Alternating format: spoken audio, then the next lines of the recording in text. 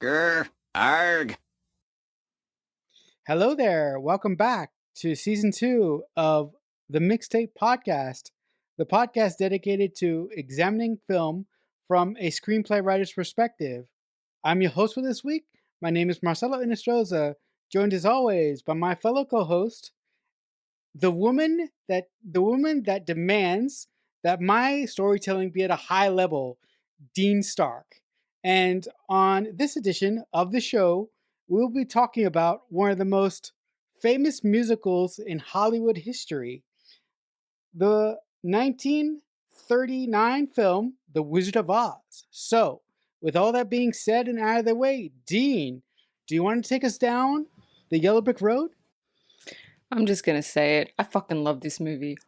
I fucking love this movie. I've seen this movie so many times, and as a kid, and even as an adult, when I was watching it the other day in preparation for this podcast, I was like, fuck, I fucking love this movie. Like, I cannot say it enough. Like, I just like it holds up. Like 1939. Like, are you kidding me? Like, it still holds up today. Like, people are still showing their kids this movie. That's how fucking good it is.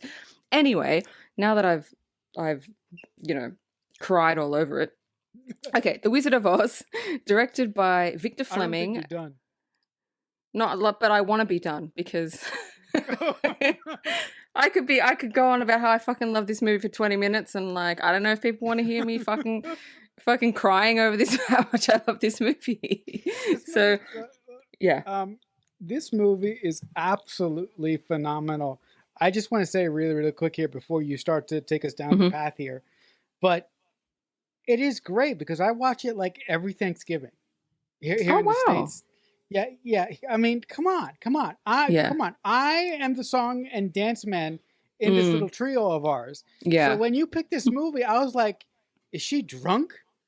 She's not serious. We're not gonna. Are you kidding me? Because fun fact, I fucking hate musicals.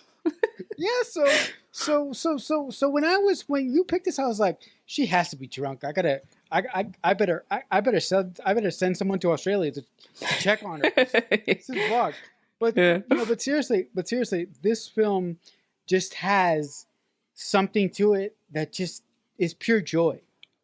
Yeah, it is. It is. That's right. The movie is pure joy. There's like, you cannot feel shit after watching The Wizard of Oz. You can't feel shit during it. You can't feel shit when it's like, oh, I'm going to watch The Wizard of Oz. You can't feel shit when you do that. Like, this is just like, if you want to feel good, you put on this movie. And when you're in a shit mood, you put on this movie because it just makes you feel really good. And I don't know. Anyway, see, I'm going on about it again. All right, let's just fucking get into it.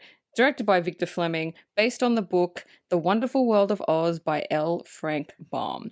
So the opening scene, we see Dorothy running down a dirt road with her dog, Toto, and she's talking to the dog. Oh, she tried to hurt you, Toto. I'm not going to let her hurt you. She tried to hurt you. And you're kind of like, what? Like, you don't know what's going on. And then she runs into like, there's like a farm and we find out that that's her farm. She runs to Auntie M, which is her auntie. And she tells them there's a really mean neighbor that's after her dog, Toto. And like, they don't care. Like, Auntie M just could not give two fucking shits. She's just like, look, Dorothy, basically, I don't want to hear about it. I don't care. And Dorothy's like, fuck. Like, Dorothy's just been shut the fuck down, right?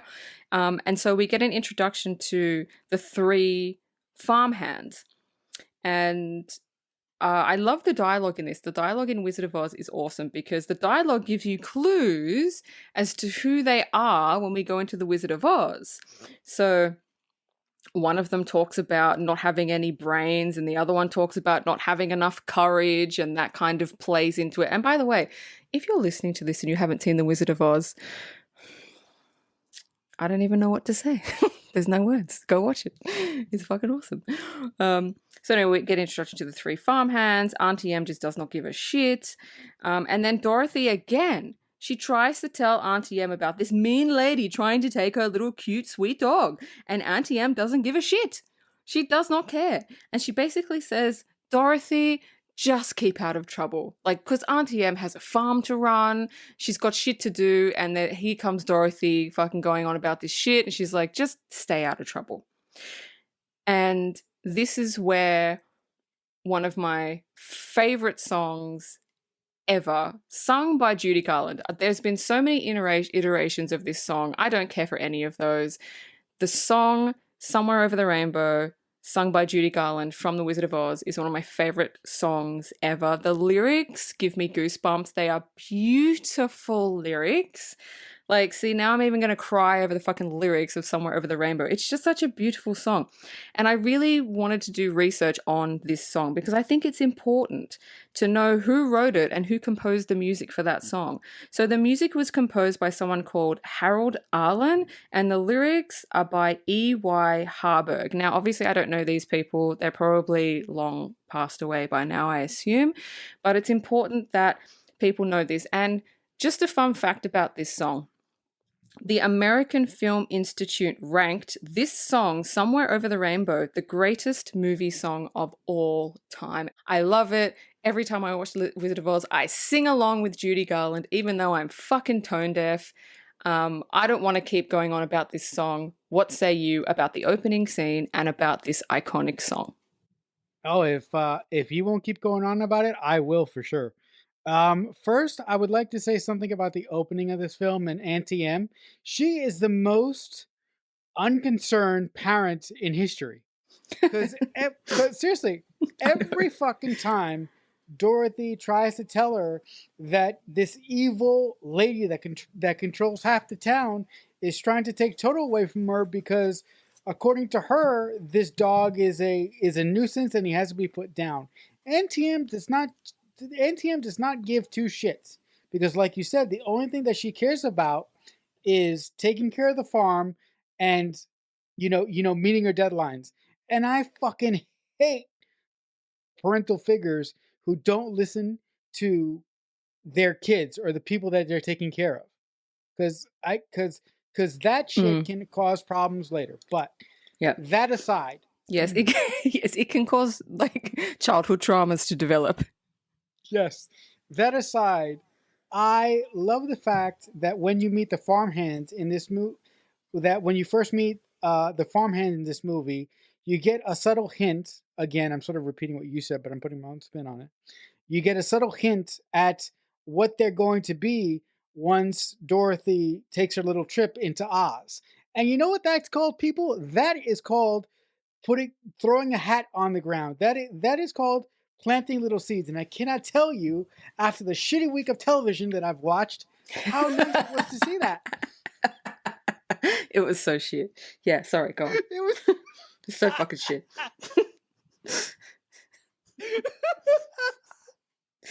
Listen, the standard of screenwriting in Hollywood now is fucking in the toilet with like turds. That's where it is. That's where the screenwriting is of Hollywood right now, is in a turdy toilet. That's horrible.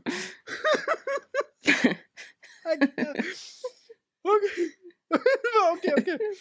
Breathing. Okay. All right. So, with that being said, I really love that the writers took that time to sort of put hats on the ground to give us hints of who these characters are going to be once they're introduced in their respective roles once Dorothy gets to Oz. But moving on to the best moment in the opening of this movie, when Judy Garland begins Somewhere Over the Rainbow. When I was watching this film today in preparation for this conversation, I was crying. Like I sat there and for the first 5 minutes I was fine, but as the song went on, I kept noticing that something was coming out of my eyes, and I'm like, I stopped the movie and I rubbed my eyes, and all of a sudden I'm like, holy shit, I'm crying, and I'm like, I'm a 34-year-old man, and I'm sitting there going, oh my god, I just lost it. I mean, I got goosebumps. I got all the feels. Yeah, the song was look. Even hearing Dean talk about it now, I was getting goosebumps down my back, and I'm like, what is it about the song? It's look, every time I hear it in the movie, I do get teary-eyed. It's a beautiful, beautiful, beautiful song about someone that wants to be somewhere but isn't somewhere. but do you know what I mean? Like wants to be Mhm. like what's over the rainbow and stuff. Like it's just beautiful. It's beautiful lyrics. The music, the composure of the music. It's yeah. It's I get teary eyed too. So I get you. I get where you're coming from with that. Yeah, yeah. Would you agree that the song really illustrates that Dorothy wants something better for her life? Yeah, because she starts singing the song directly after Auntie M says, "Keep out of trouble." And then Dorothy's like, "Keep out of trouble, keep out of trouble." And then she starts singing "Somewhere Over the Rainbow." And it's like I'm getting goosebumps now. Like it's a beautiful segue into the song because she's not being heard. Nobody wants to listen to her. They keep telling her, "Stay out of the way. We've got work to do. We've got work to do." And she feels alone. She feels lonely, she feels alone, and then she starts singing "Over the Rainbow," and yeah, you get teary-eyed because you understand why she's singing it. And that's what makes it so beautiful. Just just just a wonderful moment, and uh, this whole film, Judy Garland does such a great job. I mean, say what you want about stuff about her not having to do with the Wizard of Oz, but in this movie, she was just great. She was. If anybody would like to see a movie about Judy Garland's life that is pretty accurate and such a good movie, there's a movie called Judy. I don't go and find it. So Have good. you seen it? Yeah, hell yeah. Yeah, it's such a great movie, and it shows what she actually went through on filming The Wizard of Oz, and her life and her downfall and all that. It's a great, great movie. So if anybody wants to check that out, go check that out. Shall we move on, or do you want to still say something else about the first scene and the song? No, we're good. Keep going. All right. Another thing, this movie is really dark, and for a kids movie. Really? No It's way. no, but the thing is, when I was watching it, like as a kid, it's like, oh, there's a scarecrow and there's a lion and he's scared. That's all you see. But then when you watch it as an adult and like you analyze it, you're like, oh my fucking god, there's like dark shit in here. So I will bring up the dark shit when it comes up. Because as a kid, you don't notice it. And also, I have a favorite song in the movie, which is not over Somewhere Over the Rainbow. That's my second favorite song in the movie, and a favorite piece of dialogue because the dialogue in this movie is so fucking good. It's so good. I love everything. And the music in this movie, not just the songs, but the score music for the movie is just fucking like you can't do that shit these days. Like it's just like on another level. So anyway, the next scene. Okay, one question for you before we start. The main lady on the bike, who's obviously, spoiler alert, the Wicked Witch. Do you know what her name is? I never knew what her name was. I never knew what her name was either. But by the way, before you reveal what her name was, my favorite character in this film is not Dorothy. It's not the Tin Man. It's not the Cowardly Lion. It's not the Munchkin people. It's not the king of the Munchkin people. My favorite character in this film is the Wicked Witch of the West. Oh, I love So her. I love her. yeah, so yeah. I mean, Yeah. but on you go, off you pop. All right. So we get introduced to the mean neighbor who wants to take Toto, and her name, who I think it's said like once, but I had to research. I'm like, what the fuck is this person? I can't call her mean neighbor. So her name is Almira Gulch. And then you get that classic Wicked Witch theme when she's like riding her bicycle. Like everybody fucking knows that. Like if you hum that in the streets, like that's a fucking Wicked Witch's theme. And I love it. So this is what I mean. Like the score to the music. Oh my god, I'm crying over this movie again. Let's just fucking move on from me crying. No, come on. No, I've never cried over a movie so much. It's our show. We can do what the hell we want. That's true. We can do whatever we want. So anyway, she's riding a bike. She's got a basket on, like a picnic basket on the front, and she. This is what I mean by this movie is dark, right? So this bitch, she wants to put Toto down. She wants to kill this cute little fucking dog. Yes, kill the dog. Kill the dog. Right? So she goes into the house and she's like, oh, this dog bit me. There's no proof. There's no proof because Dorothy's like, where did he bite you? Oh no, you I have to believe me, and I'm gonna take the dog, and I'm like, no, no, you're not, right? And she's like, oh, I'm gonna take the dog, and they're like, wait, and Auntie Em and her uncle are there, and they're saying, well, wait a minute, you can't just take the dog, and then she whips out like a warrant from the sheriff allowing her to take the dog, which which at that moment you're just like, oh, I don't know if that would happen. But then you find out in a couple of moments she actually like owns half the town, which is probably why she's got the sheriff in her back pocket, allowing her to do whatever the fuck she wants, which I never even picked up before. But anyway, she hands Auntie Em the warrant. She goes, look, this is directly from the sheriff saying I can take the dog. Auntie Em looks at it, looks at Dorothy and says, well, better give her Toto. And I'm like, oh, what? This woman wants to literally kill this fucking dog, right? And Dorothy's like, no, you're not. So anyway, eventually Dorothy gives her the dog. And I'm like, you're not even going to put up a fight? You're just going to hand over your dog. No, I wouldn't do that. I was so angry. And I'm like, listen, Annie M, first of all, you don't listen to Dorothy. And now you're giving Dorothy's dog to the Wicked Witch, and all through Oz, she's like, I just need to get home to Auntie M. Why? Auntie M is a dick. Auntie M is a bitch. Is she not a bitch? Absolutely. And Auntie M and her husband have no fucking spine.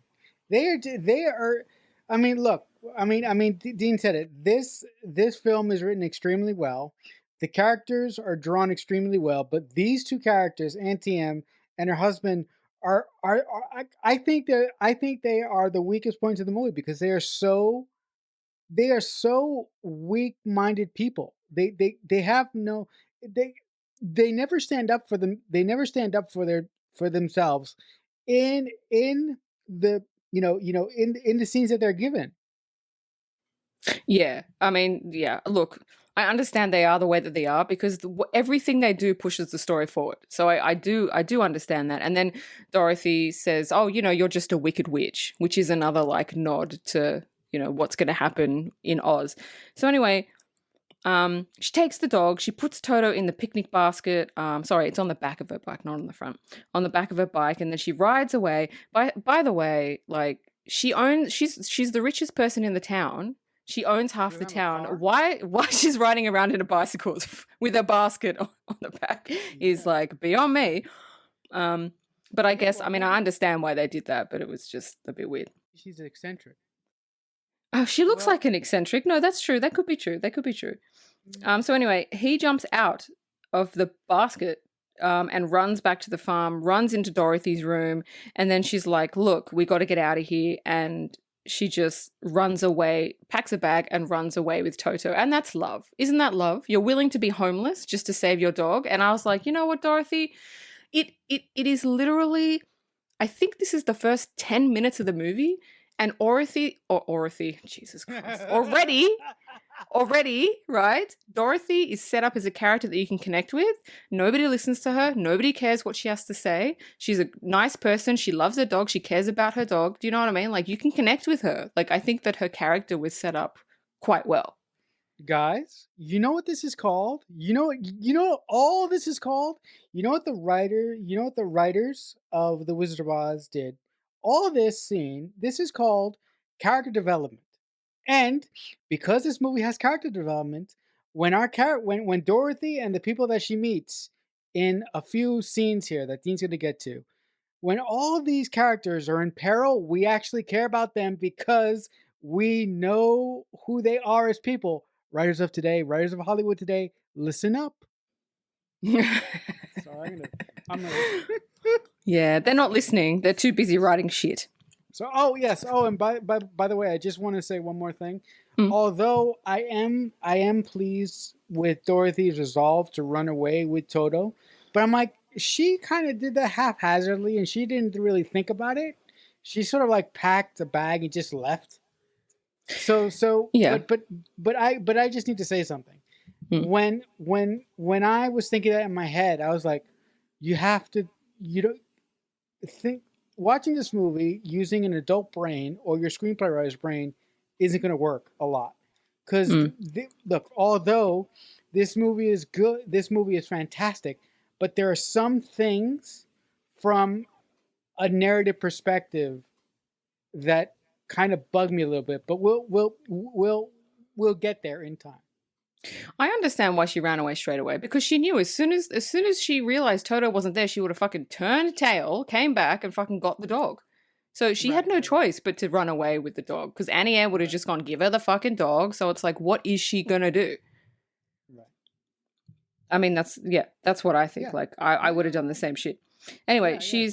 she runs away. She's running down the street, and she comes across like a horses, and like a big like cart, I guess. And on the back, it has Professor Marvel, and he's like a fortune teller.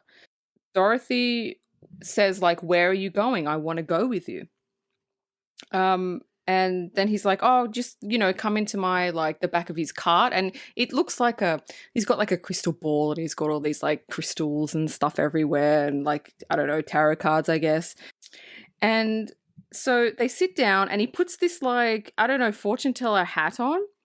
And I mean, look, he's clearly a charlatan. He's clearly a charlatan, because what he says is like, "Oh, close your eyes." And Dorothy closes her eyes, and then he looks in her basket for like stuff that he can like bring up. And then he's like, "Open your eyes." She's opening her eyes, and he's like, "Oh," he's seen this picture of her and Annie M standing on a farm that's in her basket. "Oh, I see an older woman on a farm. Oh, that's my farm." And you're just like, "Oh my God, this guy's an idiot." Like, but the thing is, you can't hate him, because he doesn't have like nefarious reasons for doing it. He's just doing it because that's just what he does, kind of thing. Like, I didn't feel like he had negative like intentions or anything. So anyway, he's looking at his crystal ball, and he says Auntie M is sick. And she's like, Dorothy's like, "What? She's sick?" So she's like, I have to go. And so she grabs Toto. "I have to go home." So she starts running away, and the wind is starting to pick up as she's running away. So what say you about that scene? Yeah. The one thing that I will say about the traveling fortune teller guy is I think that he's a really really kind criminal, and it was really really nice that he didn't take advantage of Dorothy. Like he clearly saw that she was a child in distress, and it was like he read the situation the best he could, and he sort of sent her on her way, which I thought was quite nice, because in movies nowadays, I don't know, back then because I wasn't alive yet. Nowadays, when characters come across people like him, nowadays those characters want to take advantage of those people, hurt those Yeah. people, Mm. do unspeakable things to those people. Like Mm. no, like people that want to take advantage of people don't often assess the situation and help them. Yeah. So it was really nice to see that. Yeah, no, it was nice. It was like a breath of fresh air. But yeah, you're right. In today's movies, it's like, yeah, that just wouldn't have happened. So anyway, the wind's picked up, and she's running back to the farm, and you see the tornado coming in the distance, and it's just tearing up everything in its way. And Annie M is like looking for Dorothy. She can't find her, and the three sort of farm hands are there, and they go into the underground like tornado shelter thingy. Dorothy comes into the house, and she goes into her room, and she can't find anyone. She doesn't know where to go. And then a bit of debris comes in the window and kind of hits her in the head, knocks her out. And then she wakes up, and she's in the entire house has lifted up, and it's in the tornado. And she's looking out the window, and she's seeing all these things go past the window. She sees the woman on the bike, and she changes into the Wicked Witch of the West. And she just sees all this really, really cool shit go past the window. And then the house lands. Perfectly intact, by the way. And Dorothy, and this is probably one of my favorite parts as a kid. And for 1939, it was probably the pinnacle of filmmaking, is when she opened the door and it went from black and white to Technicolor. And you're just like, whoa, what is this? Like, that's what makes the movie awesome. Because if the movie was done all in like that black and it wasn't even really black and white, it was like brown and white. If it was done in that, it would not have had the same kick. And I think that was the first time that was ever done. And it was Yeah. just like a beautiful, beautiful transition from when she opened the door to when she walked out. Beautiful, beautiful transition. Yeah. Anything to say about that? Yeah. I'm sorry. No. I wanted to say, like, I believe when this movie came out, one of the giant selling points was, come and see the Wizard of Oz in color, and that's why the film started off in black and white and went to Technicolor once Dorothy went to Oz. And I just want to say the special effects in this movie for 1939 are fantastic, because I was watching this movie going, how the fuck did they do that? It's 1939 and that looks pretty goddamn good. Like how the Yeah, hell did they pull that did they pull that off? Now, yeah, look, my film soaked brain can kind of suss it out. I use that word a lot because of you now. How they could have done it, but I'm like, that has to be some great miniature work, that has to be some great model work, but it still looks really good. It's specifically the tornado.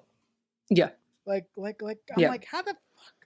It was so I mean, great. yeah, And when the house lands perfectly, it's like, that's not realistic. But hey, I'm watching a fairy tale, so I'll let that yeah, go. But when Dorothy opens the door and she walks into Oz for the first time, and you get whacked in the face with with mm, that color, with that Technicolor magic, it looks great. it does. It looks beautiful. Um, yeah, just you mean I love practical effects. Oh I hell mean, if everything could be done practically, I would just, yeah, yeah, I'm not about CG, I'm about practical effects, which is what makes me love this movie even more with, like you said, what they could do back then to make yeah, it look crazy, how they made it look. yeah, So anyway, when she opens the door, she's in like a garden area, and there's like a road, and there's like a little bit of a like a lake, and there's a bridge thingy that's tree, like it's really, really, really beautiful. And then this is when she says the iconic, I don't think we're in Kansas anymore. And then she said, and then there's this like flying bubble that comes towards her and keeps getting bigger and bigger and bigger. And when it floats down, it turns into a person. And this is Glinda, the Witch of the North, or Glinda the Good Witch, however you want to say it. And she's in this beautiful, like puffy fairy tale princess dress. She's got a crown on. I mean, she looks like a good witch. I really like Glinda. And Glinda is saying, like, what kind of a witch are you to Dorothy? And Dorothy is like, well, I don't know. I'm not a witch. I don't know what you're saying. And she said, oh, but the Munchkins are telling me that a new witch just dropped a house on the Wicked Witch of the East.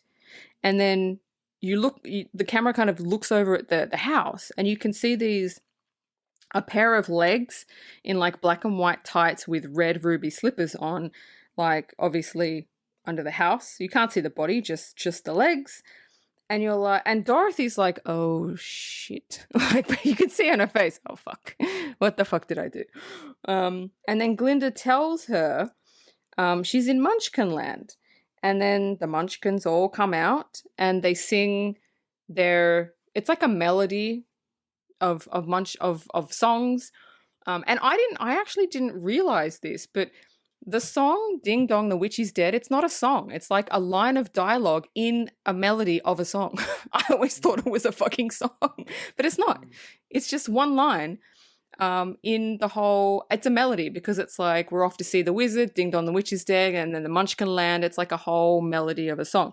And I love it. I love the Munchkin songs. I think it's like it's got to be like at least a 7-minute sequence of them singing. It's like, welcome to Munchkinland and blah, blah, blah. And they're singing everything, who they are, what they are, and all this stuff. And yeah, I love it. What say you? yeah. First of all, when Glinda shows up, the Good Witch, and asks Dorothy, what witch are you? I'm like, well, clearly these people have never seen a human before, because why would she assume that Dorothy looks like a witch? Because Dorothy isn't wearing any clothing like a witch. Her makeup is not indicating that she's a witch. But again, that was me. That was me running with my screenplay writer's brain for a second. So I'm going to put that aside for now. when the when the camera pans over to Dorothy's house and you see the legs of the Wicked Witch of the East underneath the house, I'm like, that's awesome. But in the back of my head, I'm going, where's the blood? But I'm like, oh, just stop it. So at that point, I was like, screw it. I turned my brain off. Um, about the Munchkins, when I was a when about the Munchkin people, when I was a kid, I found them to be the most annoying characters in the entire movie. But as an adult, they they just grew on me, and every time I watch the film now, I really really love when they go into when they go into their musical numbers and they explain who they are, and every time they talk, it sounds like they sucked a balloon of helium. I love it. Yeah, look, the Munchkins are not my favorite character. I like the song medley that they do, but do I like them? No. So it's good that they don't show up ever again. It's just the first scene, and then we're fucking past that. So anyway, in the middle of the happy, happy song, and they're singing, and they're like, "Yay!" The best character on the face of the planet appears. The Wicked Witch of the West appears. Yeah. Hell yeah! And we find out that the house fell on her sister. And Dorothy's like, "Oh shit!" And then and she's I can't remember what Dorothy said, but like Glinda like whispers in Dorothy's ear, "Oh, the Wicked Witch of the West is much worse than the Wicked Witch of the East." It's like, "Oh, great." That's fucking great. So the Wicked Witch is fucking pissed. Who dropped a house on my sister? And it's just like, nobody fucking wants to say anything. And then the Wicked Witch goes to grab the ruby slippers off her sister's feet, and they vanish. And look, this bit as a kid fucking made my skin crawl. When she went to pick the slippers off, and then the slippers disappeared, and then the legs curled up under the house. Oh my god! Even thinking about that makes my fucking hair curl. Honestly, it just fucking looks like, oh god, that's weird. That's so weird. Yeah, like that's I get the really heebie. It's unsettling, right? It's just fucking weird. So anyway, Yeah, so Glinda puts the ruby red shoes on Dorothy. And I swear to God, if I was Dorothy, I'd be like, what? No. No. Like, the Wicked Witch wants these shoes. Why are you putting them on me? Like, I would be like, no, I'm not here for this. And so, and then obviously the Wicked Witch is like fucking pissed, and she tries to grab the shoes, and the shoes like basically fucking electrocute her, which is like, again, if I was Dorothy, I'd be like, oh my god. This witch is gonna hunt me down for these fucking shoes, like, oh my god. And then she says obviously the iconic line, "I'll get you, my pretty, and your little dog too."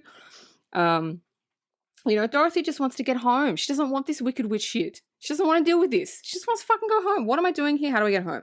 And so Glinda tells her the only way to get home is to visit the Wizard of Oz. And that's basically, that's how you're going to get home.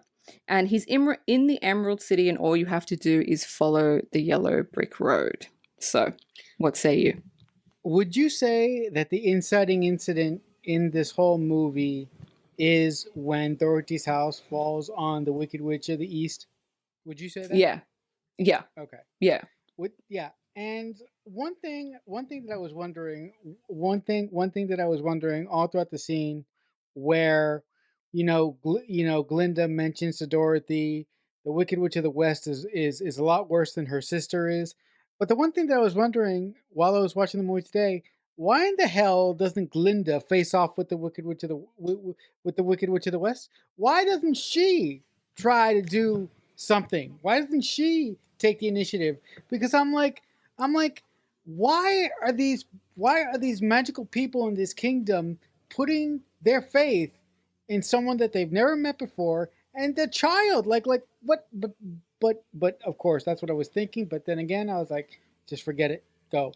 So yeah, I thought this introduction of the Wicked Witch of the West was great. She's my favorite character in the film. She's just delightful. The way that she goes out is kind of a pussy way to go out, but nonetheless, she's great. You know what I love about Glinda? Look, I know why she doesn't take her out. First of all, she's a good witch, right? Okay. And second of all, Glinda is a boss.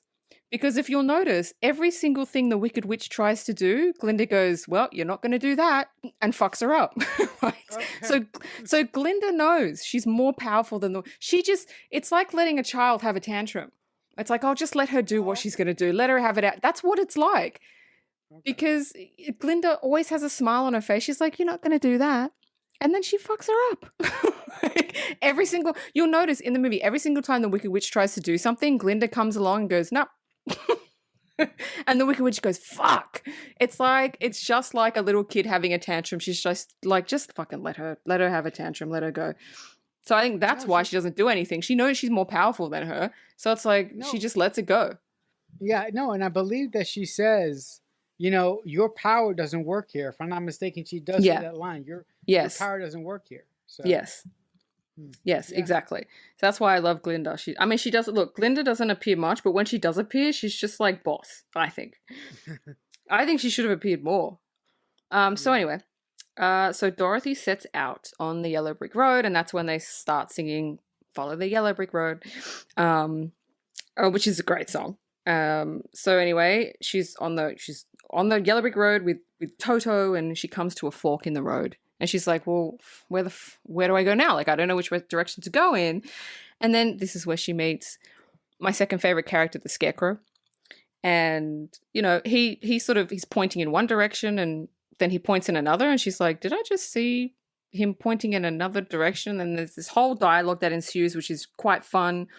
And he says, he hasn't got a brain, only straw.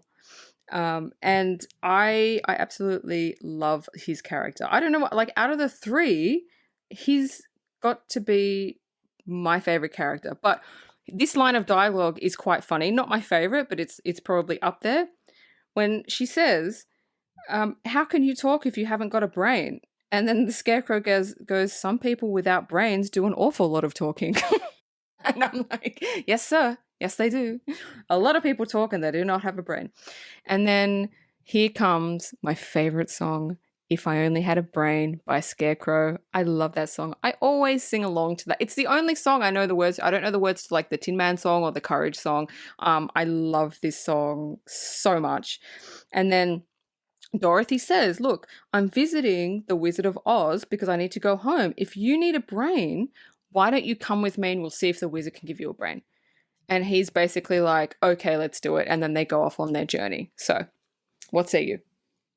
Yeah, I mean, I love the introduction of the Scarecrow in this movie. And the thing that I love about the Scarecrow so much is his physicality and the way that the actor portrays the Scarecrow. He is very, very, very nimble throughout the whole movie.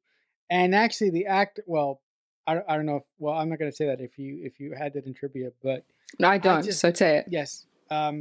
The actor who plays the Scarecrow actually actively campaigned for the role of the Scarecrow because the director was going to go with somebody else, but this actor specifically wanted to play the Scarecrow because he knew that he could bring some physicality to it, and he knew that he was nimble enough to play the Scarecrow right and play him proper. So I'm really happy that this actor, who I don't know the name of, I'm really, really sorry. He just played the role wonderfully, and I think that he was the unsung hero of the entire film because unlike the Tin Man and the Cowardly Lion, he's the one that is, most put together. I think.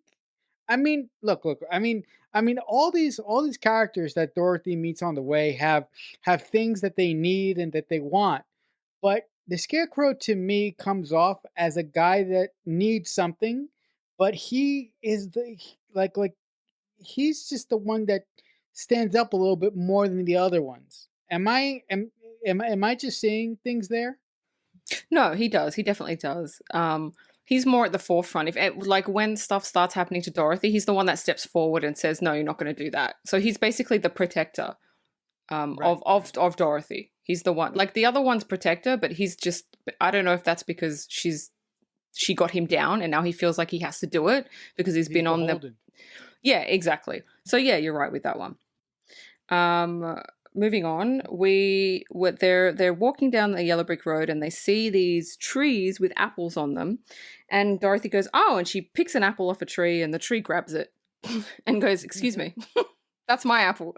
And Dorothy's like, "Oh, what?" And the Scarecrow's like, "What?" And so there's this really funny scene that ensues between like, "Oh, you wouldn't like me to pick an apple off your tree." And I'm like, "Oh," and as a kid, I love that. I was like, "Oh, angry trees. That's pretty cool." I would love that. I'd love someone to go cut down a tree and then a tree would just like bitch slap them. It's like, "No, you don't. You're not going to fucking cut me down." And then you get, if you want angry trees, you gotta watch Lord of the Rings. Angry trees. Yeah. So anyway, the trees start throwing apples at Dorothy and the Scarecrow.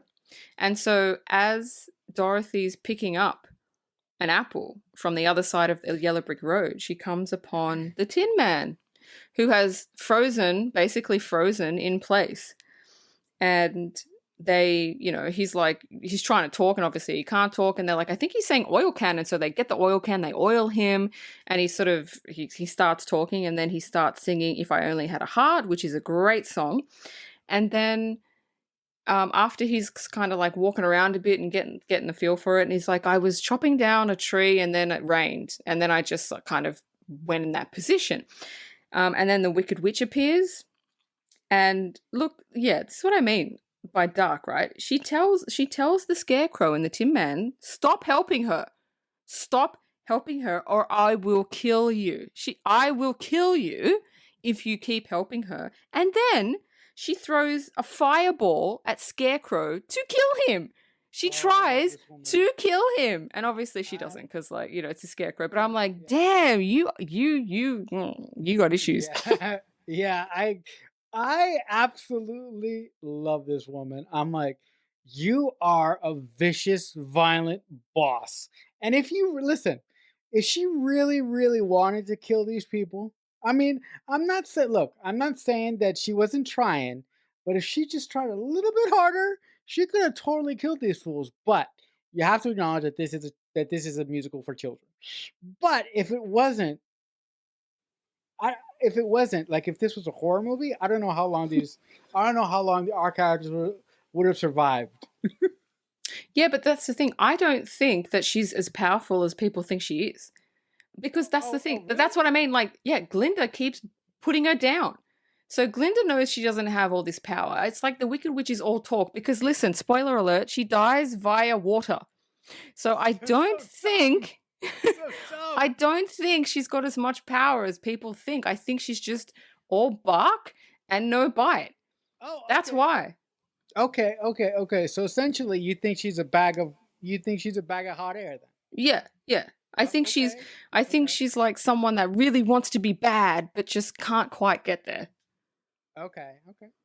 So the next scene is we're walking through a dark forest and there's weird noises, and they're kind of the Tin Man and Scarecrow and Dorothy are kind of holding on to each other, and she's holding on to Toto. And then we get the introduction to the Cowardly Lion. He jumps out. He tries to scare them. And I always found this scene funny. He comes out all tough and, he's trying to scare the Tin Man, saying, oh, what are you doing here? Blah, blah. He's like roaring at him, and the Tin Man's scared shitless.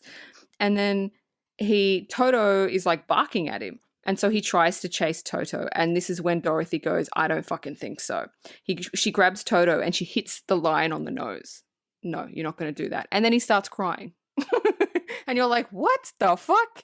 He's like, I'm sorry, I didn't mean to do it. And it's like, oh my God, like, I just find that so funny. So anyway, after that scene, he's like, I don't have courage, I'm a cowardly lion. And they invite him, they say, look, we're going to Oz, which is what they did with the Tin Man. We're going to Oz. And she said in the previous scene, maybe the Great and Powerful Oz can give you a heart. And she says to the lion, maybe the Great and Powerful Oz can give you some courage. So what did you think about that scene? I think it's great. I think it was a great idea for the screenplay writers of this movie to introduce each of these characters in the way that they did, but they also not only introduced these characters in a great fashion, they also gave them a vulnerability that the wizard could fit, that the great and powerful wizard could fix. So the writers gave Dorothy's protectors a reason to go on the journey with her. So, guys, you know what that's called? That is called character development, and that is called laying hats on the ground. So they did two things with one Mhm. shot. And the other thing, Yeah. and the other thing, and the other thing about, and the other thing about the way that these characters, the way that these characters are structured, is wonderful because you actually like these people. The writers took the time to make them relatable to us, and we actually care about them when the Wicked Witch of the West wants to burn one of them. That listen, Mm. listen. If you as a writer can connect your characters to the audience, you've done something right. You're listen. Your your entire script can be shit, but if you can put good characters in a semi okay movie, look the the audience may forgive you, but yeah, I mean, I just love it when writers do like hold on, give me a second. I love it when writers build characters correctly, and because they build characters correctly, as the story goes along, as I said before, when they're put in dangerous situations, we care. And to me, that's just good storytelling. Yeah, exactly. And the other thing I love about this movie is there's no filler. It's like Nope. you meet the Scarecrow, It's next all scene. thriller. Yeah, you meet the Tin Man, next scene. You meet the light. Do you know what I mean? Nothing is wait. There's no filler shit. It's Mm-mm. like it's I think it's like the movie's like an hour and 37 minutes, but there's no wasted moment. Like it's all story. There's no bullshit in it where you go, "Oh, this is so boring." Like there's nothing. No, it's not. So, It's um, mm, if I could just put in one more thing there, yeah. it is extremely efficient in its storytelling. Yeah. Yeah, it is. So the next scene is our favorite character, the Wicked Witch, is watching them through her gigantic crystal ball, and she's pissed. She's fucking pissed. She's like, "Oh my god, they're still helping her." That's the thing, right? If she was really that powerful, wouldn't they not help her? Like, she's just basically been punched down again. It's like, oh my god, am I a witch or am I? It's like, it would completely like in women's terms, like, sorry, in a women's to like emasculate her if she was a man. Like, do you know what I mean? She'd be like, oh my God, how wicked am I really if I told them to stop and they're still like not stopping? Like, yeah, so that pissed her off even more. So she's like, what? Well, No, obviously they're not listening to me. She. I thought of a cruder way to say this, but I'm not going to say it. Mm. She is basically like the bully on the playground that has Yeah, yeah, that that that thinks she has power over yeah, everyone, but everybody knows that she's just, I'm going to say it, pussy whipped. It's like, yeah. yeah. So, yeah. Yeah, pretty much. So Yeah. anyway, she decides to put a spell on a poppy field to basically make them go to sleep so they can't get to the wizard. And so the next scene is Dorothy, Scarecrow, Tin Man, and the Cowardly Lion. They're looking at the Emerald City in the distance. And to get to the Emerald City, they have to go through the poppy field. Now, they don't know that it's fucked. We know. And we're like, as an audience member, you're like, oh no. And I love it when writers do this, when they tell the audience something that the character doesn't know. I love when they do that. So Mm, anyway, you don't like it? well, listen. It is. Oh, It is. tell me about it. Wait. Hold on. Don't jump yet. Don't jump yet. I like it when it's done correctly, but when it's not done correctly, I can find it. I can I can find it a bit frustrating because I feel that I am ahead of the characters, and I feel as an audience member and as a writer myself, I would rather have my characters discovering things along with the audience than have the audience know something that that my characters don't know. Oh, yeah, like no, I'm opposite on that. I like the characters to not know something that I know because I find it makes it more exciting and it makes it like when are they going to find out? No, no, no. Are they going to find out? I feel like it involves the audience Okay. a little bit more into the story. Anyway, Okay. I know, but hold up. If I just could, just one more point. Yeah. I as they were running through the poppy field, I was like, why does Dorothy take off her ruby slivers? I'm like, Does I she? was like, no, she doesn't. She doesn't take them off her feet. I thought you said she takes them off. No, she doesn't take them off. She can't take them off. But wait a minute. She can't take them off? She can't take. They're like spelled to her. She can't take them off. Okay. Oh wow. How did, guys? I've seen this. Oh my god.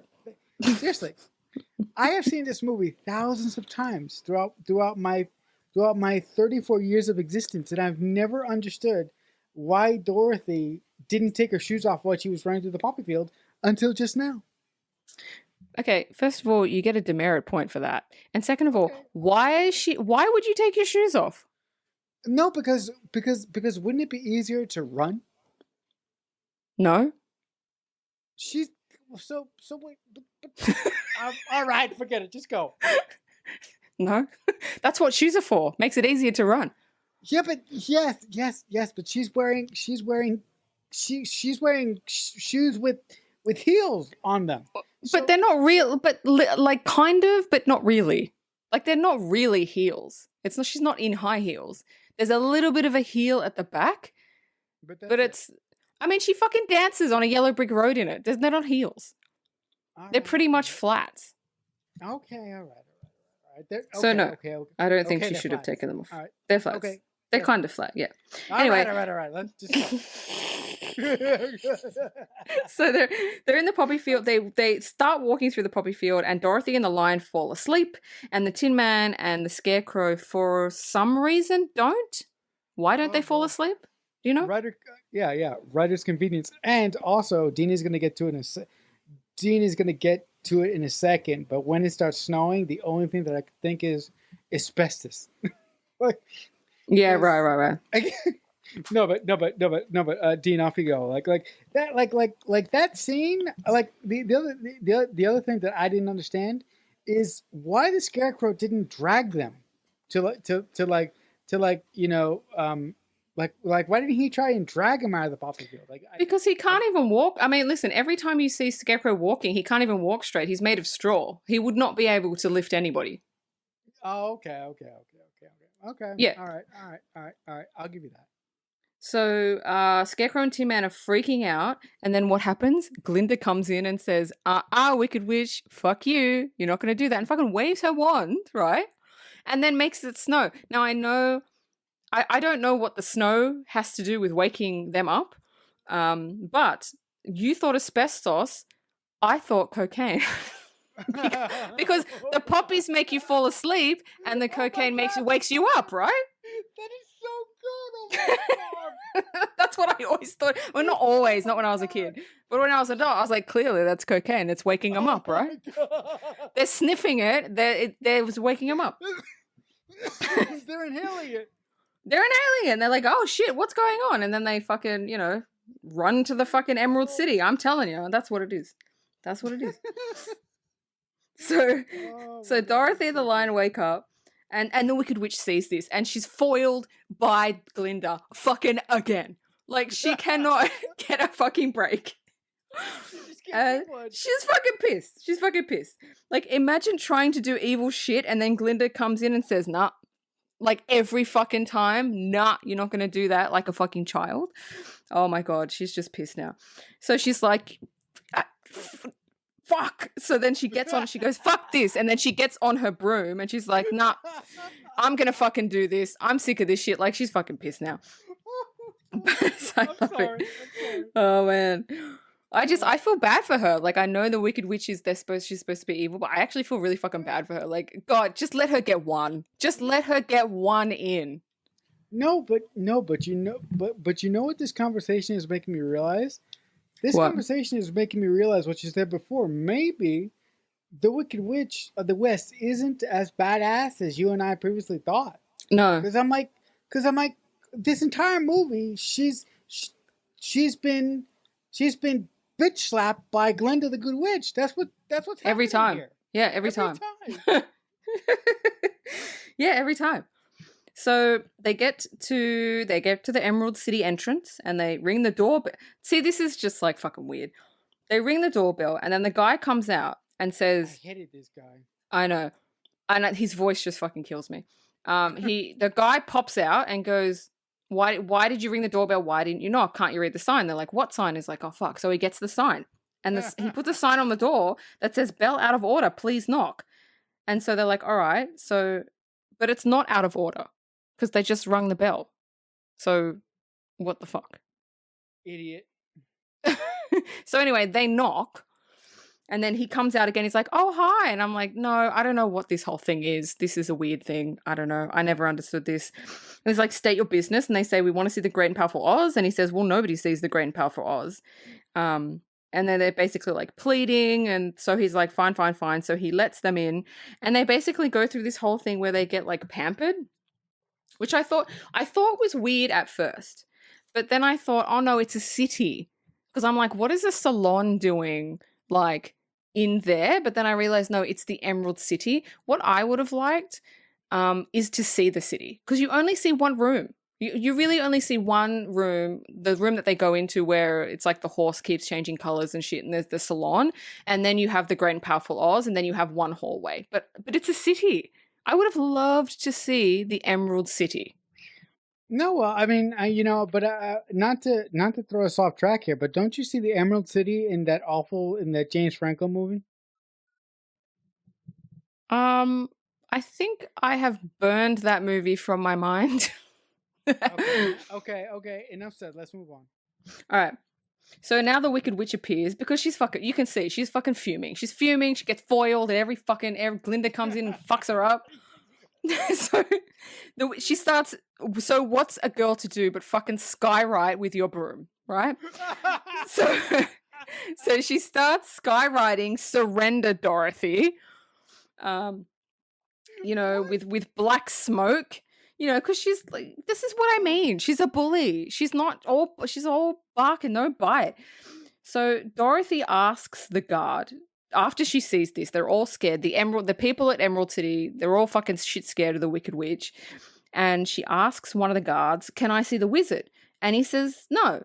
And the Scarecrow says, but this is the witch's Dorothy, like Glinda's Dorothy. And the guard is like, oh, okay, hold on. So he says, he says, oh, you're her. Oh, okay, I'm going to go ask if he'll see you. This is the only part of the movie I didn't like, and I never liked it even when I was a kid. The song the lion sings, If I Were King, I never liked that song. I didn't think I needed to be there at all. Like if they could cut anything, they probably should have cut that scene. I thought it was, look, in every song that they sung, there was a purpose, but with this, I understand, like, he didn't have courage yet. So, I don't know. Did you like it? I didn't like it. You know what? You're going to have to forgive me here. You're going to have to give me a parlay. But I think that's one of my favorite moments of the movie. Not because I like the cowardly lion, because I like he's my least favorite of Dorothy's, Mm-hmm. Me too. Of Dorothy's, group, gang group, whatever, kings, protectors. Yeah. For some reason, I just find this song to be pleasing. I don't know why. Wow. But yeah, I don't know why. If I could tell you what it is I like about the song, I would, but I can't. It's something I don't know. Yeah, I personally just never connected with it. So yeah, but I can't even. But you don't know why you like it. Yeah. I don't know why. I don't know why. Yeah. So that's why it's like the weirdest thing. Yeah. So the guard comes back, says, wizard says go away. And Dorothy begins to cry. And then the guard begins to cry. And then he says, upon seeing this, and he says, oh, I'll see what I can do. I'll see if I can get you to see the wizard. So that was just a bit like, oh, okay, well, whatever works. So the next scene is they're all walking down this ominous, long-ass hallway. And there's a booming voice that says, come forward. And they enter like a throne room, and there's smoke and there's fire. And then you see this big floating green head above the throne. And it says, "I am Oz the Great and Powerful. Who are you?" And he's quite intimidating. And he says, so they basically state their business, state their requests. And he says he will grant their requests, for a heart, for a brain, for courage, for Dorothy to go home if they prove their worth by bringing him the broomstick of the Wicked Witch of the West. Now, he doesn't think that they're going to fucking bring the broomstick, which is why he said it, right? But we'll get back to that. And so they're like, all right, well, we'll just fucking get the broom. So they're walking in the haunted forest, and I love this. There's a sign. There's a clear sign that says, "Witch's Castle, 1 mile this way." In any other movie, I would have gone, that's bullshit. But in this movie, I would have gone, that fucking fits. No, so yeah, I love that. But seriously, like seriously, why did they put the sign there? It's like, do you think they put the sign there to intimidate people not to go in that direction? Yeah. Or do you think, or do you think that the Wicked Witch just put it there to fuck with people? I think they put it. Yeah, no. Oh no! I said it wrong. Hold up. Do you think that the Wicked Witch put it there to either intimidate people, or do you think the Wicked Witch put it there because she actually wanted people to come to her castle? That sounds ridiculous. No, she put it there to deter people. Okay. Definitely. She's like, she doesn't want people at her fucking. You think she wants tourists coming taking photos? Hey, what's up? No, she wants them fucking to go in the fucking opposite direction. That's what I would do. If I was a witch, I'd be like, yeah, this is my castle, just to get people to go in the opposite fucking direction. So anyway, now, okay, they're walking through the forest, they're headed towards the witch's castle, and now we cut to the Wicked Witch. And, I mean, she's just fucking out of options, isn't she? Like, the poppy field didn't work. She tried to kill the Scarecrow. That didn't work. She fucking skywrote "Surrender, Dorothy." That didn't fucking work. What else is a girl to do but send her flying monkeys to get Dorothy? And that's exactly what she fucking does. She's like, just go and get her. Which is what probably she should have done from the beginning. But she just wanted to do it herself. She's like, go get her. Go get Dorothy. And so they do. They swoop down and they grab Dorothy and they bring her back to the castle. And this is when... she's in a room with the Wicked Witch with that really big crystal ball and the biggest hourglass I have ever seen in my entire life. But it is very, very cool. And so the witch grabs Toto, puts him in a picnic basket, just like she did in real life, and says to Dorothy, "Give me the slippers or I'll throw your dog in the river and drown him." Hello? What the fuck? This is what I said in the beginning. This movie is dark. She's willing to drown a dog to get the fucking ruby slippers. Like, as a kid, I didn't even see I was like, oh my God, that's dark shit. And like having a dog, I'd be like, no, you don't. Oh, you're not going to fucking drown any dog. Like, what the fuck? That's dark. That's pretty fucking dark. To kill an animal, that's dark. No, but I you know what? As a kid, first of all, I just need to say, as a kid, the flying, what are those things? Flying monkeys. Thank you. The flying monkeys, they terrified me. And as a kid, I wanted that hourglass that the witch had. I was like, I still want one like that. I know, it's pretty cool. So now she tries to take the shoes off Dorothy. She's like, well, I'll just fucking take the shoes off Dorothy. That's what I'm going to fucking do. So she tries to take them off and they don't come off. And then she realizes, oh shit, you have to be dead. You have to be dead in order for the shoes to come off. And it's like, shit. Are you really going to kill Dorothy? What the fuck? This movie look. This movie is delightful. It's one of the best movies ever. But I believe that this movie gets so much better when you watch it as an adult, because there's so much subtext in it that you don't get as a kid. But when you watch this movie as an adult, you see a whole nother side to it, and you're like, this movie is fucking brilliant. Yeah, it is. So Toto escapes. He jumps out of the basket just like he did. Like, there's no, they don't even latch the basket. They're just like, well, he'll just fucking stay in there. But he doesn't. So he jumps out and he runs out of the castle and he finds Tin Man, Scarecrow, and the Cowardly Lion, and he leads them back to the castle. And they see all these guards outside. And so they basically fight 3 guards, take all their clothing and blend in and walk into the castle undetected because obviously they look like guards. Toto leads them to, you know, the dungeon that the Wicked Witch has Dorothy in. They bust open the door. The Tin Man uses his axe to bust open the door. And they're basically running down the stairs. And as they get to the front door, the witch stops them.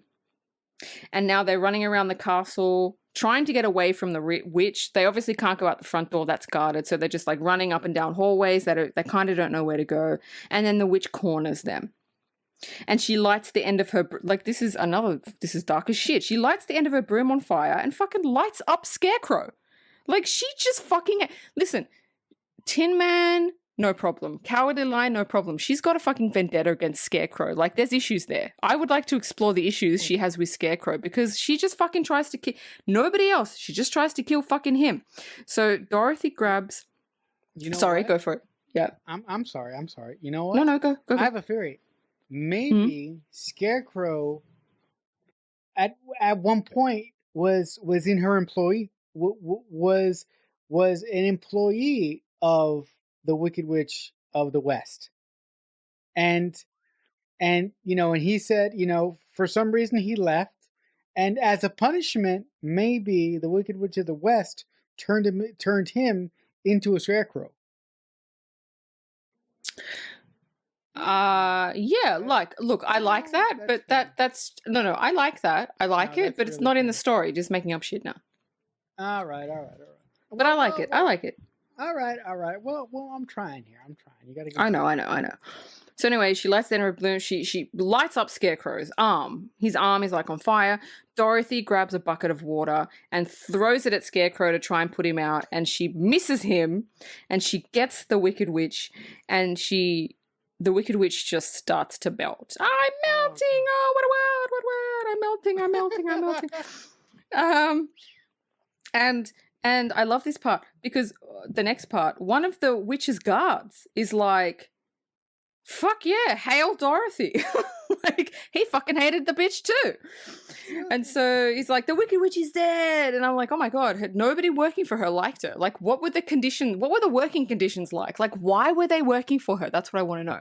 Like, why didn't they just go, nah, fuck this. I'm going to go work for fucking Glinda the Good Witch because, you know, we get health benefits with her. We get protection. What do you get with the Wicked Witch? You get nothing. So anyway, that happened. Okay, so what do you think about water killing the witch? I don't know if that's from the book or not. I have not read the book. No, but if it is, I don't know. That's from the book. And I think be weird. I think the author did that because in his mind water is purifying, water is pure, and the Wicked Witch is not. But with that being said, having water fall on you and water leading to your death, it's like not to derail our conversation, but it's like the end of science. Spoiler alert. Why would you try to invade a planet that's 90% that is 99% a chemical that you can't stand, vis-a-vis water? Duh. Ego. Well, okay. Ego. That's it. That's the answer. Okay. Okay. That is a great rebuttal.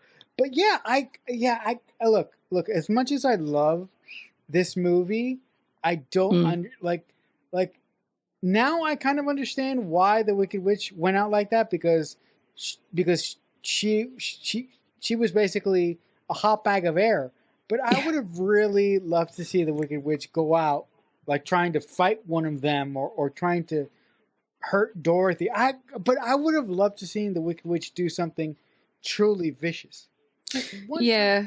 I didn't want her to die. I was like, oh no. No, of course not. But if the water wouldn't have melted her but burned her face. Yeah. That would have been cool.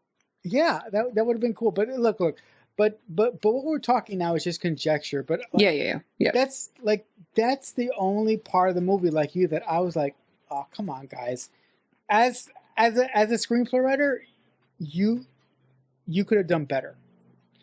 Yeah, but again, like you said, it was from the book, so like, and it's good that they didn't deviate. It's good. Right. So now they take the broom back to Oz, and they say, "Look, we got the Wicked Witch of the West's broom. Please grant our requests." And then he says, "Oh, I'll think about it. Come back tomorrow." And they're like, no, no, we're not going to do that." And then you see Toto, and he's kind of wanders off, and he pulls back a curtain, revealing a man in front of a microphone. And this is the Great and Powerful Oz, as everybody knows. And then I love this line, "Pay no attention to the man behind the curtain." And it's like, you fucking kidding me with this?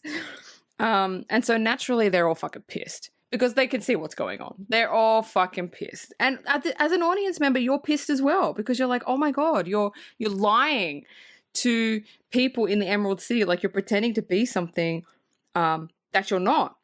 So, but he saves his ass because he's actually a really nice guy.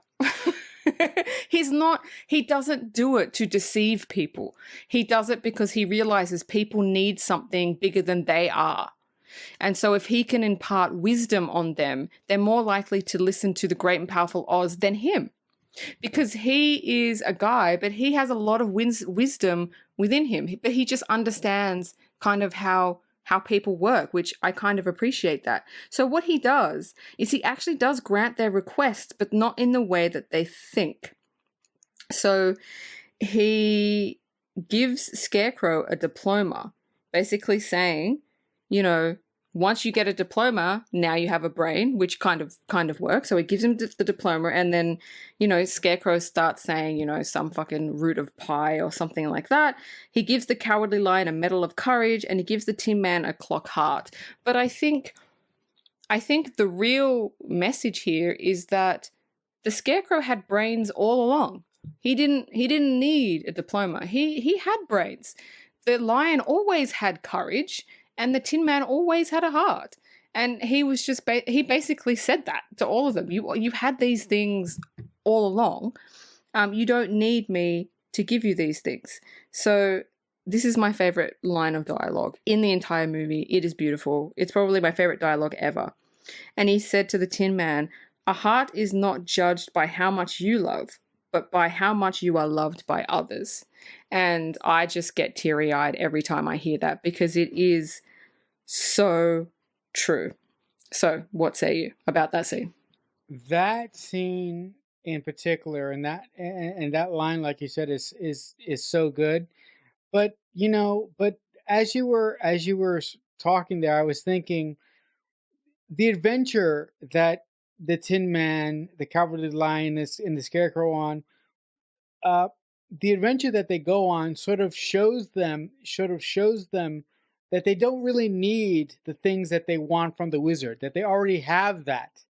They had to go through the adventure to make them realize that. And the Great and Powerful Oz giving them these trinkets just sort of confirms it. But I really think that they kind of that the adventure should have told them that they were good enough.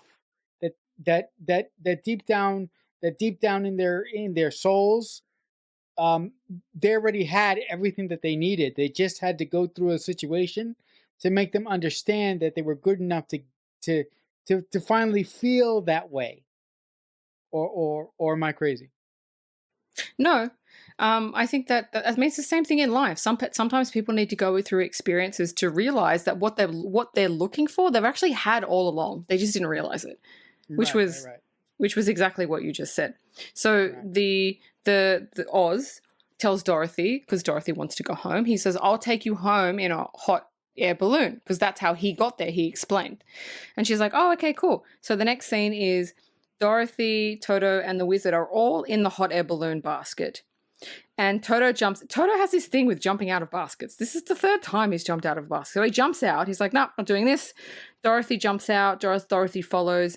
And Oz, the Great and Powerful Oz, he's still in the hot air balloon basket, and the basket gets untangled and rises, and it's gone. And then Dorothy is devastated because, like, how the fuck is she going to get home now? And then the bubble returns. We know what the bubble is. The bubble is Glinda.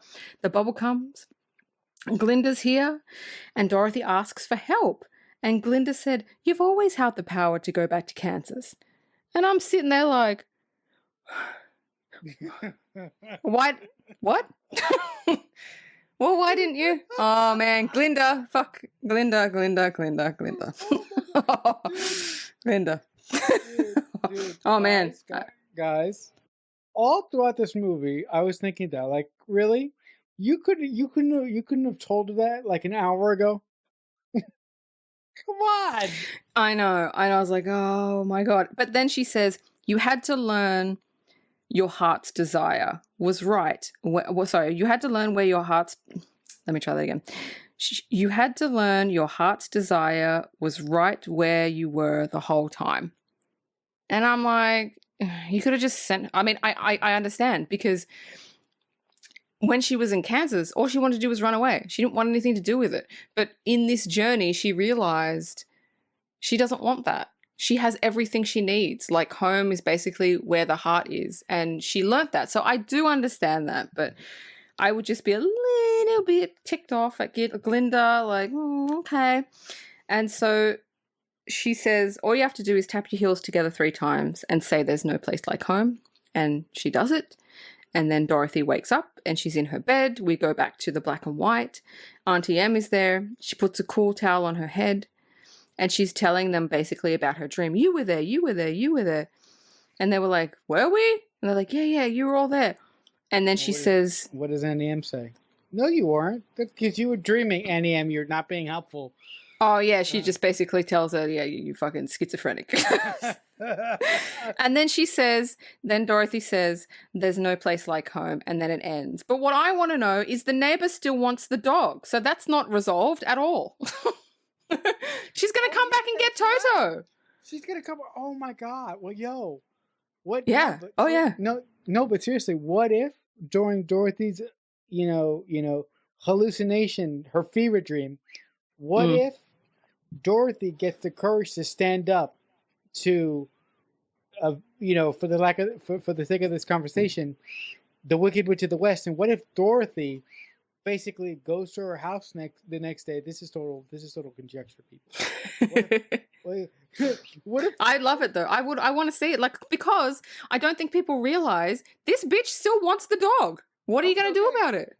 Okay, but here, what if Dorothy goes to the witch's house the next day and basically stands up to her and bitch slaps her and says, "No, you cannot have my dog." Now that would be a character arc, wouldn't it? That would be awesome. Yeah, that would be awesome. That didn't happen. No, it didn't. But if there's nothing else, I can go on to my trivia. Oh, yeah, go ahead. Okay, so the first trivia is the movie bombed. Whoa, hold up. Wait a second. Didn't this movie win Best Picture? A lot of Oscar-nominated movies win Oscars, but they don't do well at the box office. You know this. Yes, I know this, but... So basically, when it was first released in theaters in 1939, it just recouped its money. Just like, it didn't make money at all. Oh wow! Yeah, and now it's like the most beloved movie in the world. How okay? Go on. Maybe more, please. Come on. Maybe people just weren't ready for it. But yeah, it did win Oscars because I don't know. Fantastic. You know how I feel about the Oscars. But yeah, awesome. No, but also I do need to say how we feel about the Oscars. Yeah. Oh yes. I'm sorry. I do forget that you're on my side of the pool now. I'm sorry. Yes, I am. So the second piece of trivia is the oil used in Tin Man's can was chocolate syrup. Oh, okay. Because it was the only thing that would show up in Technicolor that looked like oil. Oh yeah, that's right. Toto, the dog Toto, whose name was Terry, he was actually paid $125 a week, but the Munchkins were paid $50 a week. So the dog got paid more than the Munchkins. Oh my God! What a pay disparity! What a pay disparity right there. This bit actually cuts me really fucking deep. Most of the Wicked Witches scenes were cut because they were deemed too scary for kids. I want an uncut version. Fucking hell. There has to be one. There has to be, because they would still have the original cut, not cut, but they'd still have it. Also, I want to see that. Yeah. Also, can I come in hot with the next fact? I have one. Yeah, go. Actually, I have two. Actually. Yeah, go. So, number one, this film was actually chosen as one of the first because the Library of I think it's Congress or whatever, they choose different films every year to put like in a time capsule to preserve, right?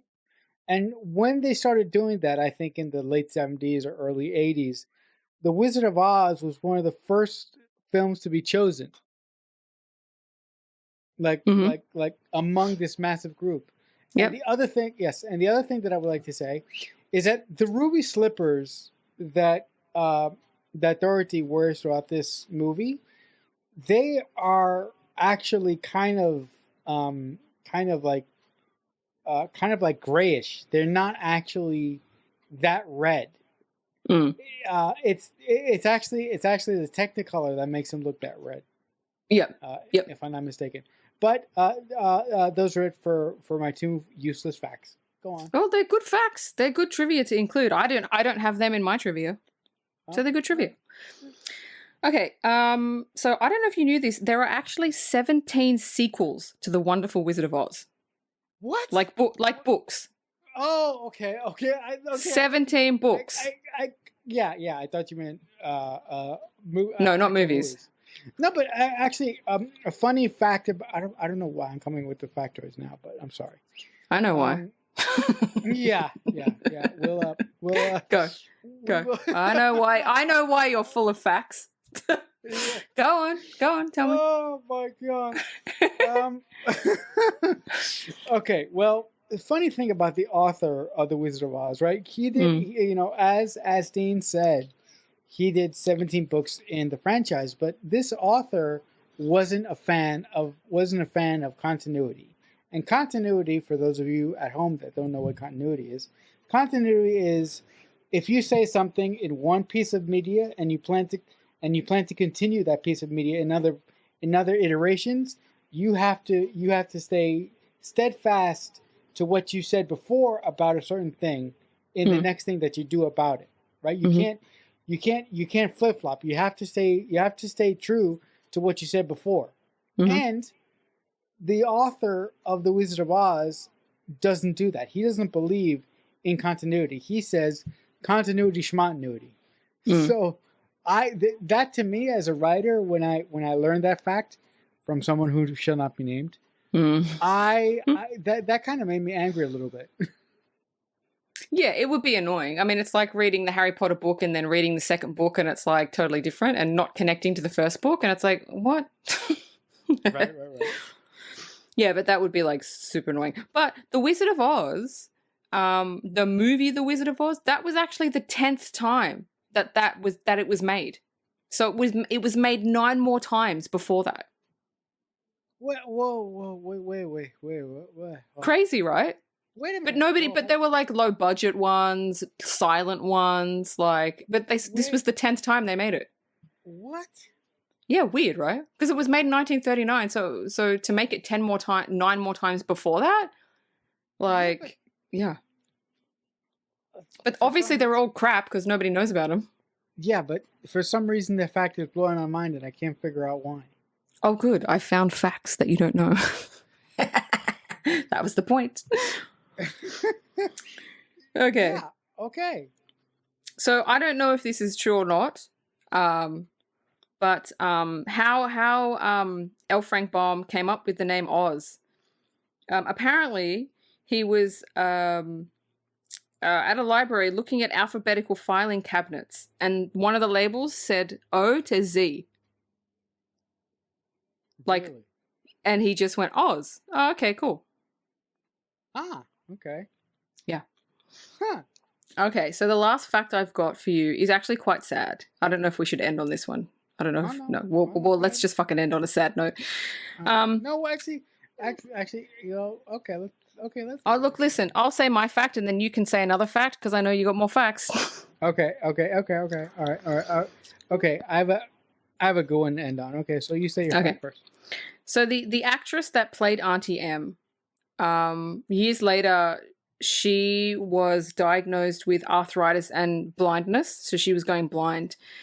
Oh. She didn't want to deal with the arthritis. She did not want to go blind, so she actually committed suicide. And she left a note saying that, like, I'm not going to go blind. I'm not going to be sick. I'm choosing the way that I go out. So I thought that was quite sad. Well, yeah. Well. First of all, screw life for giving her that hand.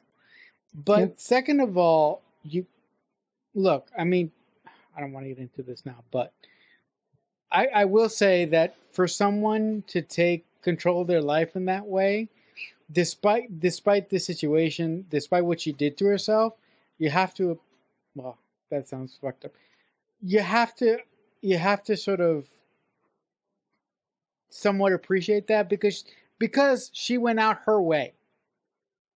Yeah. Right. Yep. Yeah. I think I think that's the kindest way I can put it. Yeah, but that would have been a really sucky thing to end on. So, I have a fun fact that you may not know, Dean. The coat that the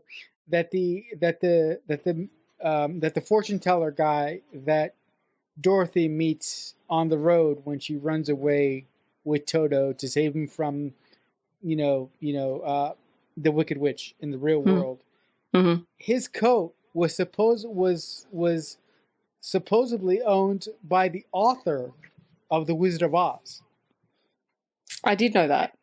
Yeah, and okay. Sorry. No. It's a cool fact, though. It's a cool fact. No, that's fine. That's fine. Hey, at least I tried, right? You got to give me for trying. Yeah. All right, guys. So do you have anything else to say? Only that I fucking love this movie. Have I said it before? Yeah. No. Have I said how much I like it? No. You know what? I think this movie just hits a nerve with a lot of people, and and like you said at the start, it's just fun. Every time I watch it, which is at least once a year, it just brings a song and a smile to my face. You cannot feel shit watching this movie. No, of course not. Absolutely not. All right, that's it. That's all I got. All right, guys. So I think that'll do it for this edition of the Mixtape Podcast. Listen, guys, if you actually want to send us suggestions, questions, or anything of that like, you can actually email us. Our email is themixtapepod@aol.com. But if you want to come back next week, hold on, I'm gonna pull this out. Because you didn't do your research either, like me last week when I was fumbling around trying to find what the fuck the movie was for next week. Hold on. Oh, you didn't know. So unorganized. Unorganized. You're not cutting this out. You are unorganized. You are the host and you are supposed to be organized. I can close the show. No, I'm just joking. What's the movie next week? What is it? What's the movie? Come on. Hold on, I'm gonna pull it up. No, what is it? What's the movie? Hold on, I'm trying to pull it up. Are you trying to pull it out? How come you don't know it? No. Do you want me to say it? I could say it. No, hold on, give me a minute. You sure? No. I'm gonna say it. I'm gonna say it in about 5 seconds. No. Really? Okay, hurry up. Come on. What is it? Hold on. Damn it. Shit, 1, 2, 3. I got it. 4. Hook. Okay, guys.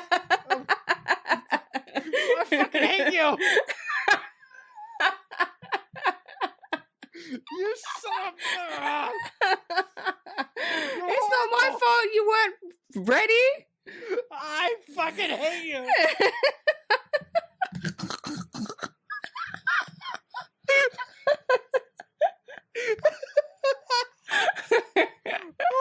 You did no research for this. You did no research. You should have been on point. You were not on point. You were like, hold on. Yeah, no. You don't, no. You're not going to get away with it. No. All right. Okay. Okay. Whew, serious podcast voice. All right, guys. So if you're going to join us for next week's film is one of my favorite Steven Spielberg films. It was actually Steven Spielberg during his Peter Pan phase. We will actually be talking about his film Hook. So with all that being said, as I often say, if someone is ever kind enough to make you a mixtape, that must truly mean that they love you. The Mixtape Podcast is a Balloonhead Productions presentation.